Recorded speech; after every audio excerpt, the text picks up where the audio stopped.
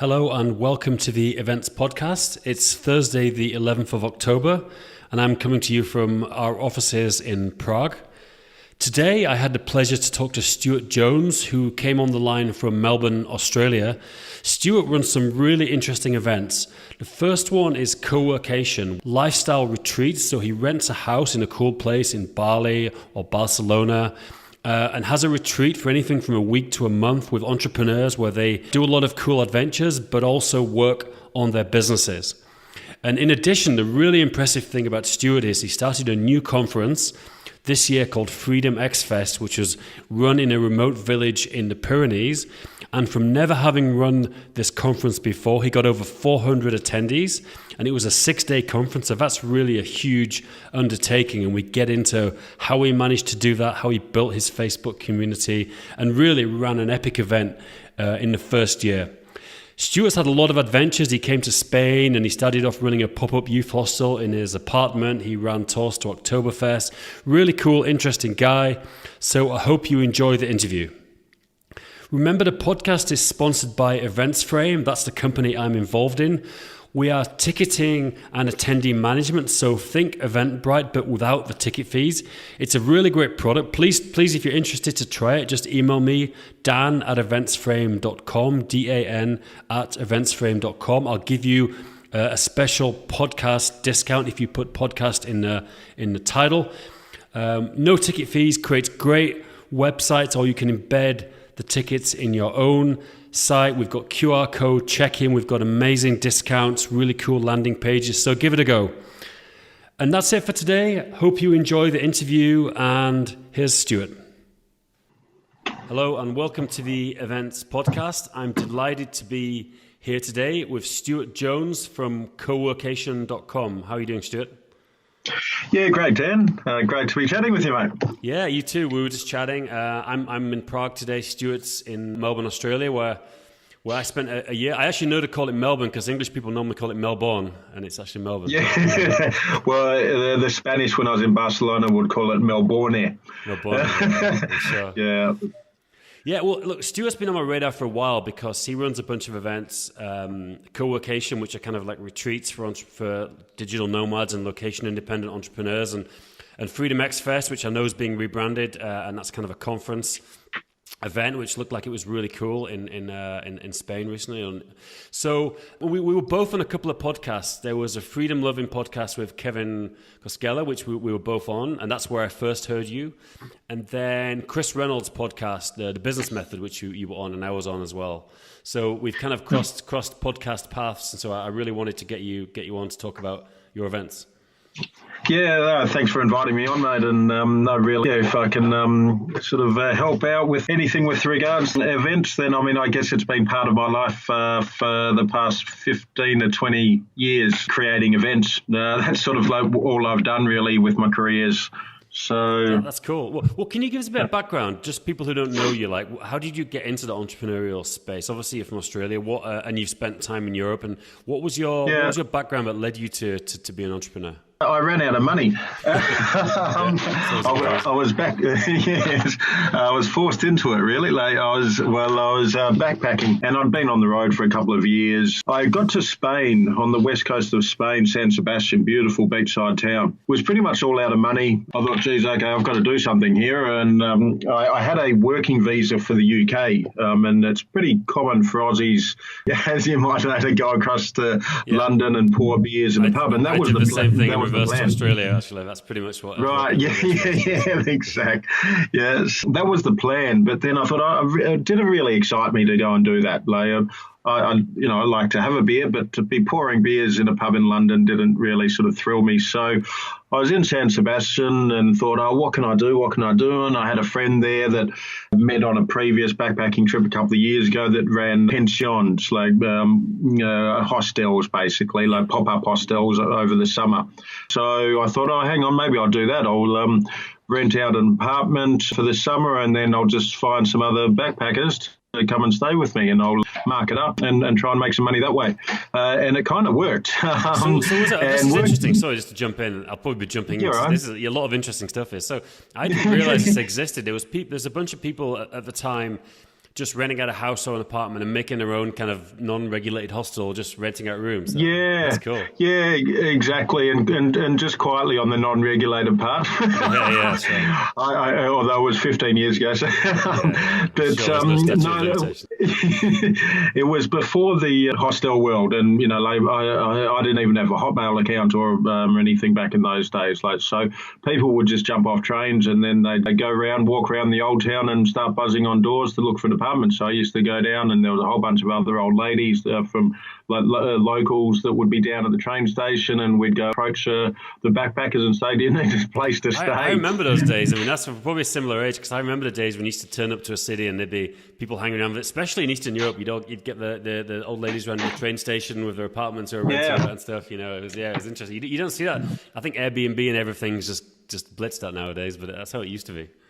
Yeah, no, exactly. And it was just me and the old ladies down at the station and we're hanging out, and it was great. It was great fun.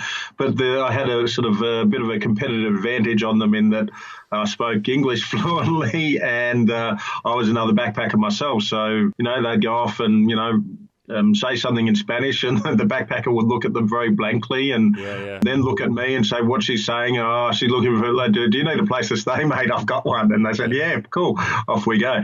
So started doing that, and it worked really well. And I started over the summer, I was hanging out with all these backpackers, and I was going out, taking them out to the old town, and we go drinking together and these kind of things. And I thought, why don't I start creating some parties? Back in those days, pub crawls in Europe didn't really exist. And so I thought, hang on, I'd seen the concept in Australia, and I thought, I'll just do a pub crawl around this town. And so that worked really well. I guess you get money from all the bars that people go into and stuff, and... Yeah, little one. It was more, I just was after the free drinks, to be honest, from the bars. But they sold tickets for it and created some really good parties and nights, and we started doing that, and then boat parties, and we started doing surfing trips along the Spanish and French Basque coasts, and then I moved across to Barcelona and started doing some Spanish cooking classes and bike tours and these kind of things. And it was basically just doing what I wanted to do as a traveller. I think that's, one thing that I strongly believe in. If you're going to create events, create something which you're really passionate about yourself, and that you look at it and go, right, I would love to do this myself. That's a great tip, because then at least there's a market of at least you'd be paying for this thing, so there's probably other people like you. Exactly. And then, you need to know, is there enough people like you? And that's how big is the market size. Sure. But if you really want to do it, and then you're going to be extremely passionate about it, and you're going to want to create something really awesome, and it's going to really excite you, which is really important, I think, if you're creating an event. You need to have this, vision of something how it's going to be, and it's just going to be awesome.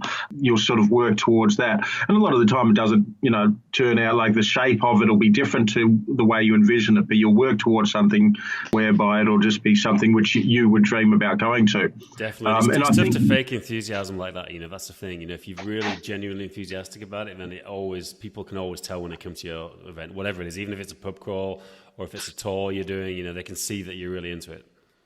Absolutely. And I think, that's probably the number one thing that I would say, for people at events, do something which you love. But I think that another thing which I've learned, in my time running events is don't expect to attend your own event. Don't expect to or participate in your own event. And that, I think, is one of the drawbacks to it. So you've got this dream and vision, and, you've created something which you want to participate in yourself, but then a lot of the time you don't actually get to participate, and you're sort of you don't get to enjoy it, you don't get to experience it from the participant side. No. Which can be really disappointing, or it can be a bit of a shame, really. Yeah, you're right. I spent the first 2 years in a state of constant stress running conferences and things and that, and now I kind of enjoy it more. Maybe I've got a team, and sometimes I can turn up and actually not present and just meet people, and then I enjoy it. But it's taken a long time to get to that, the first event I ever ran was just pure, awful, just running around like crazy. Everything's going wrong. The catering's not here. This is wrong, But anyway, let's get on to it. So you were doing these tours. What was the next stage? What was the next stage in your journey? then I was doing it targeting backpackers, and then as I got a little bit older and balder, then I started targeting other markets and started doing some group tours for whether it be families or sort of like broader sort of like older market. How are you marketing these tours then? You were based in Spain still, were you, when you were marketing tours? Yeah. Yeah, it's based in Barcelona. I mean, I would come and go. I was location independent, and I travelled around and then but always went back to Barcelona through other agents. Got a bit of online stuff, but it's never been a strong point of mine. I think we could have done that a whole lot better.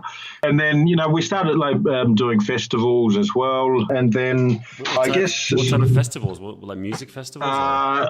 The most successful one was taking people to Oktoberfest, up in Germany. And so I was sort of doing that, and then that really, took off. But then, I don't know, a few years ago, I wanted to, I guess, sort of like get into the entrepreneurial sort of scene and be creating group events for entrepreneurs, because they were the kind of people that I wanted to hang out with. I guess you'd read the 4-Hour Workweek by this time, like everyone else, and you started realizing about this whole became a thing about the whole digital nomad location independent thing. Funnily enough, no, I hadn't. I sort of maybe learned about it a bit later, and I guess it was a few years ago, whereby maybe 5 years ago, I don't know, but that I went into a co-working space for the first time. I'd never heard of it, and I went in there and I thought, wow, this is great. This is what I needed when I was in Barcelona or when I was traveling around, sort of around the world, like to be able to go in there and meet other people that are sort of working for themselves and other entrepreneurs and people that are sort of like-minded. And it's when it really sprung to my mind that it's okay, co-working spaces, I can see the benefit of that. But hang on, these things, I believe what is needed for co-working spaces to effectively pop up in other parts of the world, and they don't. Why have them in one place when you can take your laptop and work from anywhere? Why don't we do some co-working, trips? And then that's when the idea for Coworkation came up. I basically said to myself, the Coworkation, I think, is going to become a word. And then maybe it already exists. So I did some Google searches, and it wasn't a word. So you got the domain coworkation.com. Yeah, exactly. And I just sat on it for a couple of years, and then, but because I was still loosening ties on my other businesses, finally got around to setting it up a couple of years ago in Bali and starting working on it. And then sort of through Coworkation is when I started looking into basically other related companies that potentially we could partner with. And I'm very interested in this whole sort of scene that was happening. And then I kind of realized that there was a lot of other companies, either similar to what I was doing with Coworkation or loosely or tightly related. I thought, hang on, all these different things that are popping up sort of around the world, and events and different ways of working. It's sort of it is really becoming quite a movement. So can we just dig into Coworkation and what we haven't really explained what it is and how you were running it, because I guess it's kind of like a retreat. People stay in a house for a period. I don't know how long it is. Can you just dig into what it is you were doing and how you promote it? I'm very curious. I know Chris Reynolds did something similar with the Entrepreneur House, I think. Similar kind of thing. Exactly. Yeah, so similar kind of thing. So basically, it's a retreat for, it's a working retreat, work and life retreat. Yeah. And so there'll be different ones, whether that be for entrepreneurs and freelancers, location independent professionals, or company teams as well. The idea is for you to step out of your day-to-day working environment and go into somewhere inspirational and new, and in a place where you sort of can step off the plane or off the boat or just off the bus, wherever it might be. You don't have to travel far like we do some, a couple of hours out of, or 1 hour out of Barcelona for people in Barcelona. But the act of getting out of your normal routines and daily environment will break your patterns so that you can start to transcend boundaries, and it frees you up to start thinking outside the box. And then by doing that as well, and together with a group of other like-minded people that are working on their own projects as well, whereby you can sit down and have some really interesting and inspiring conversations. You can share experiences and knowledge. The combination of the inspirational location with these really interesting people doing different things things I believe can have enormous effects on your business, but also on your life. We integrate into everything we do the personal development and the lifestyle design side of it. Basically, because I'm a big believer in that it's necessary ever more than, now more than ever. There is such a fusion between work and life, and being location independent or having more freedom to be able to work from anywhere or work on your own timetable, etc., has its advantages, but it's got some real challenges and disadvantages as well. Definitely. And also, sorry, to jump in, right. I think you're right, because I think with the online world, because the world is so online now that people want to meet up more than ever in person. It's like an increasing because they spend so much of their time isolated online, especially entrepreneurs. Yeah, exactly. And I think sort of seeing the way the interactions happen when you've got, smallish groups of 15 to 20 people in these really incredible magical locations. They jump off the bus, they relax, and they start to connect, and they start to, feel really inspired. By the time they leave, they're really ready to make some changes in their business and in their lifestyle. So how long do these events last, and how many you run? I guess you go to them all yourself. Like, how many of you kind of run, and is it like a week, 2 weeks? What's the format? I need to get back onto them. Look, the format is anything from a weekend. We've done getting out of Barcelona for a weekend and going to this beautiful 13th century monastery for a few days. Anything through to 1 week. Toying around with the idea of doing some longer 1 month ones. And then we've sort of done, we did Tuscany and quite a few I was based in Barcelona, so a number through Barcelona.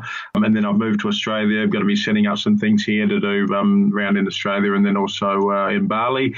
Next year, going to be doing some in a private island, where's that located? Near Bali. Near Bali, okay, great.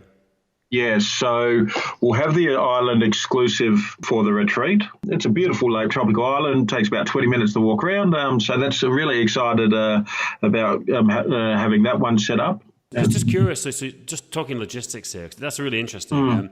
So you book out this house or whatever for the week.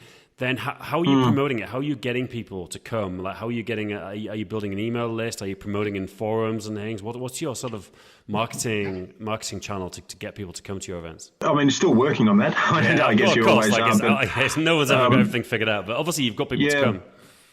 Yeah, so through newsletters, social media, Facebook is the main one for Coworkation. So you have a Facebook group for Coworkation, do you? Facebook page. Facebook page. Okay, I'll join that right now. So, and how are you getting people? Like, how are you getting people to join the page and join the newsletter? Are you doing content, or what's your way to get people in the first place interested in hearing about it?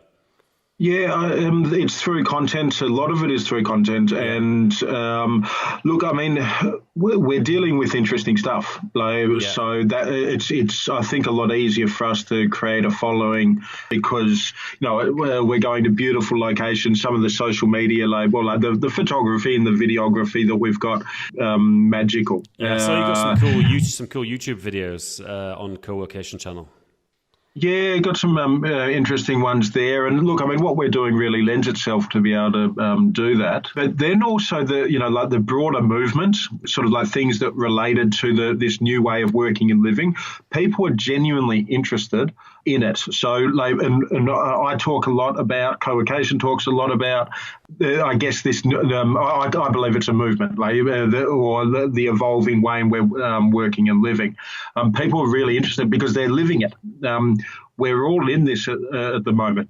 Yep. Some people more so than others, but things are changing and they're changing rapidly. It's no longer just for freelancers. Companies are starting to look at workplace flexibility and how they integrate it in there. People are genuinely interested in this evolution of how we work and live. I'm very passionate about it, and that's why I created the festivals side of it to be able to unite this location-independent movement. So I just want to finally move on to that. So we've talked about your Coworkation retreats. You've obviously run quite a big conference. I'm not sure how many times you've run it. I think a couple of times, Freedom X Fest. So could we talk a bit about your conference, what that is, and how you how you run that basically? Because I know you run it kind of in a remote place. The first festival was this year in August. So we August had 400. 2018. Yeah, exactly. So we had 427 people That's in the middle of the amazing. Pyrenees. 427 people for you. So you must have done something impressive on the promotion to get that many people. That's pretty cool. Yeah, I think we did well. It just goes back to what I'm saying in that people are really interested in this, and there is no event like what we're doing. Basically, the way it came about was because I wanted to unite the companies within this location independent movement. There's no sort of like central point to sort of say, hey, this is a movement. Look at all these different companies. It's not about Coworkation. What do you mean? Do you mean companies? Do you mean that the companies that the people run who attend, or companies that are sponsoring? Like, what do you mean by the companies here? Okay, so like if you're looking at like like there's a lot of different co-worcation kind of companies running retreats, but right. There's also companies, podcasters. There's a lot of journalists writing about it. Yeah. I was just having a chat with or one of our sponsors, Safety Wing. They do insurance for digital nomads and remote workers. There's a lot of companies that now have remote work or like distributed teams and workforces, and so. There's also a whole lot of, like, I guess, companies that are and startups that are sprouting, targeting all these remote workers, location independent professionals, digital nomads, etc. A good example of that is what's called co-living, which is basically a new style of accommodation, specifically catering boards for independent professionals, remote workers, and digital nomads. So these are people you've got to sponsor. You've got these companies as sponsors of the event, basically. Well, some are sponsors, others are just partnering, others are just attending. But it's like any conference like there that you've got. Like, the idea is to bring us all together. I've got a database of probably 350 odd companies that are sort of all related to this, what I call the location independent movement there. Yeah. And so invited some along and asked for sponsorship from others. And then we sort of come there. And so it was a really great way to connect with other business owners or people working within this ecosystem.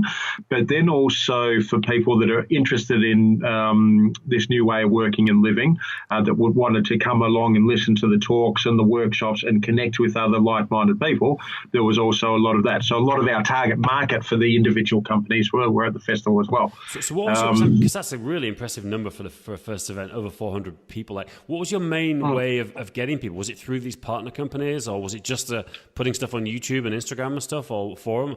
I'm just curious. What was your your big thing that you've connected with that many people? Because it's pretty impressive. Yeah, look, a real mix. I think through the partners brought some. We brought others through newsletter mail outs, through social media campaigns, and I think through word of mouth as well, like a lot of it, because I think because this is quite unique what we did and what we're doing. Can you explain about the location and where it was and how you structured the whole thing?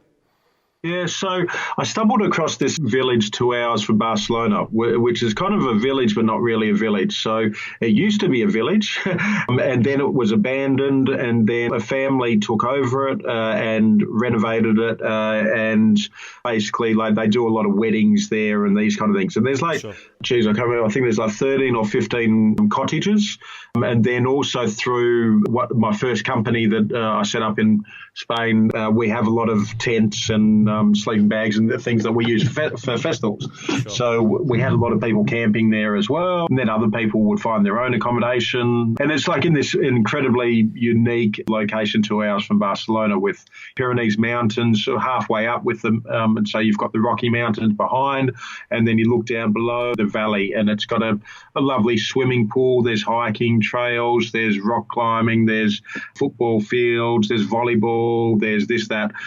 We just set up stages. I think there's two sort of large stage areas and then the third workshop area. So it was an extremely unique location for a very unique event. And that's, what I'm all about, is making sure that the location is unique and inspirational to be able to create something awesome. And what was the format? And I'm curious, did you have, how many assists, did you have volunteers helping? Did you pay people? What's your team? Is it just you? Do you have VAs or how were you? No. Because that's quite a lot of people to coordinate. Did you get volunteers? Team of around about 20 people working on different levels there. Were these people from the venue or people you were employing to run the event?